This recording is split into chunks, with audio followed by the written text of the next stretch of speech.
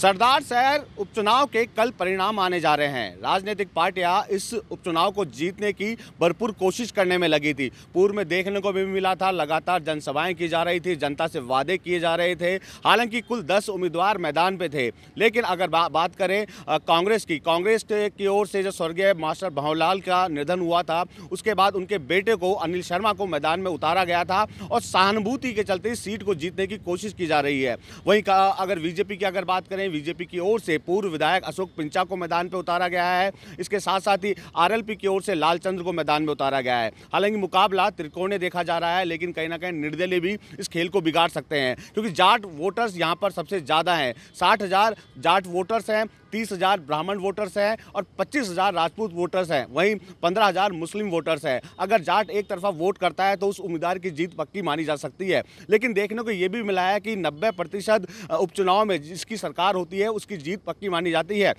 लेकिन विधानसभा चुनाव पास में है, ऐसे में कांग्रेस भी लगातार सभाएं करने में लगी थी, बीजेपी भी लगातार सभाएं करने में लगी थी। अब क्योंकि आरएलपी भी मैदान में उतरी थी, आरएलपी भी चाहेगी कि इस सीट को जीते। लेकिन अगर बात करें संख्या बल की, क्योंकि अगर सरदार शहर की बात करें, सरदार शहर में कुल 2,80,000 वोटर्स हैं। अगर एक तरफा वोट होता है तो निश्चित तौर पर सहानुभूति के आधार पर अगर बात की जाए तो अनिल शर्मा की जीत यहाँ मानी जा सकती है। लेकिन जिस तरह का समीकरण देखने को मिल रहा था, एक तरफ राहुल गांधी की यात्रा थी उपचुनाव से पहले, वहीं बीजेपी भी जन आक्रोश रैली निकालने में लगी थी, तो कहीं ना कहीं इसका असर भी देखने को मिल सकता है। क्योंकि बीजेपी का कहना था कि 4 साल में कांग्रेस की ओर से किसी तरह का विकास नहीं किया गया, महिला अपराध लगातार बढ़ते गए, युवा बेरोजगार सड़कों पर है। वहीं कांग्रेस के विरोध में भी कई राज्य कर्मचारी भी उतर गए थे, तृतीय श्रेणी शिक्षक भी उतर गए थे। बेरोजगारों की ओर से जो है शक्ति प्रदर्शन भी किया जाने वाला था, लेकिन उससे पहले उनको हिरासत में ले लिया। तो ऐसे में बेरोजगारों की नाराजगी भी साफ तौर पर देखने को मिल रही थी। वहीं नर्सिंग के बेरोजगार घर घर जाकर कांग्रेस के विरोध में प्रचार प्रसार करने में लगे थे।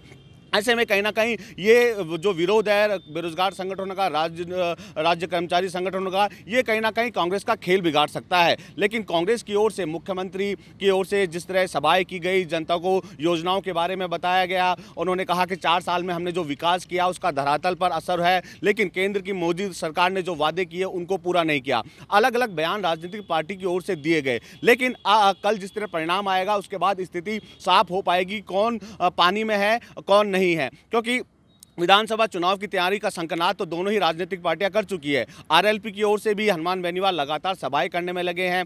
अब जीत किसकी होती है और किसके पाले में जो है जीत जाती है, ये देखने वाली बात होगी। अगर कांग्रेस के पाले में जीत नहीं जाती है तो निश्चित तौर पर कांग्रेस और तैयारी करने में लगेगी। लेकिन बीजेपी भी कहीं ना कहीं इस सीट को जीतने की कोशिश करने में लगी है। खुद बीजेपी के प्रभारी अरुण सिंह कह चुके हैं कि हमारे लिए सरदार शहर उपचुनाव प्राथमिकता में नहीं है, वहीं हम विधानसभा चुनाव हमारे लिए प्राथमिकता में है, लेकिन इस सीट को जीतने की पूरी कोशिश की जाएगी। बहरहाल कल परिणाम आएंगे, उसके बाद ही स्थिति साफ हो पाएगी कि किसकी जीत हुई है और किसकी हार हुई है। बसंत पांडे, TV9 जयपुर।